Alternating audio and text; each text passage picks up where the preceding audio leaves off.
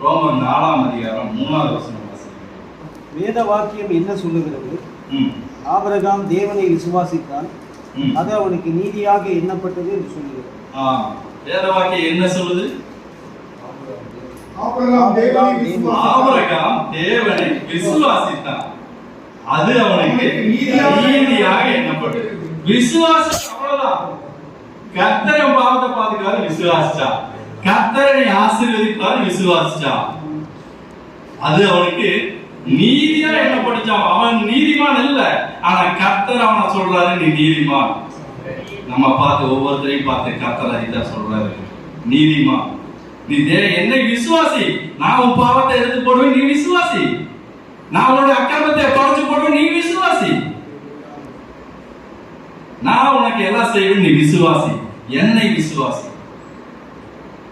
அப்போ நம்மளும் நீதிமான பேர் எடுப்போம். எபிரேயர் 10ஆம் அதிகாரம் 38வது வசனம். விசுவாசத்தினாலே நீதிமான் பிழைப்பான். நீதிமான் எப்போ பிழைப்பாங்க? ஏற்கனவே நீதிமான்ட்டாரு விசுவாசம் கேட்டு. இப்போ அவன் எப்படி பிழைப்பான்? விசுவாசத்தினால பிழைச்சிருவான். அவன் வேலைக்கு போக வேண்டியது இல்ல, அவன் கஷ்டப்பட்டு உழைக்க வேண்டியது இல்ல, அவனுக்கு ஈஸியா என்ன பிழைச்சுக்குவான், அவன் ஈஸியா பிழைச்சுக்குவான்.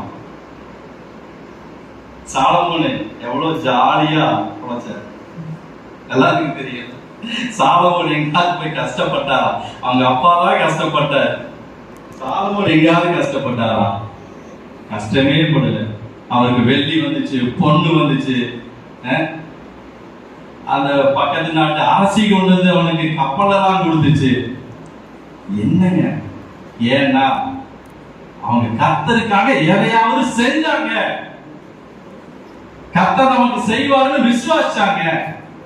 சாலமோன் கர்த்தருக்காக என்ன பண்ணா? ஆலயத்தை கட்டணும். நம்ம ஒவ்வொருவரும் அப்படித்தான். கர்த்தருக்காக ஒவ்வொருத்தருக்கும் ஒவ்வொரு விஷயம் கர்த்தர் வச்சிருப்பாரு. செலத்துறையனுக்கு இருக்கிறது மணியனுக்கு இருக்காது, மணியனுக்கு இருக்கிறது அருள்ராஜனுக்கு இருக்காது. ஒவ்வொருத்தருக்கும் ஒவ்வொரு விசேஷத்தை ஆர்டர் கொடுத்துருக்காரு. யாரும் உங்ககிட்ட பாக்கெட்ல பணம் இல்லை, என்னால முடியாது அப்படின்னு சொல்லி எப்பவுமே தள்ளி நிக்காதீங்க. கர்த்தரை விசுவாசிங்க. கர்த்தருக்கு எத்தனையோ செய்திகளை கேட்டிருப்பீங்க, ஆனா இன்னைக்கு உருக்கமா ஆண்டவர் பேசுறாரு, விசுவாசத்தை மட்டும் விட்டுறாதீங்க. விசுவாசத்தினால ஆபிரகாம் நீதிமான் நினைக்கப்பட்ட அந்த விசுவாசம்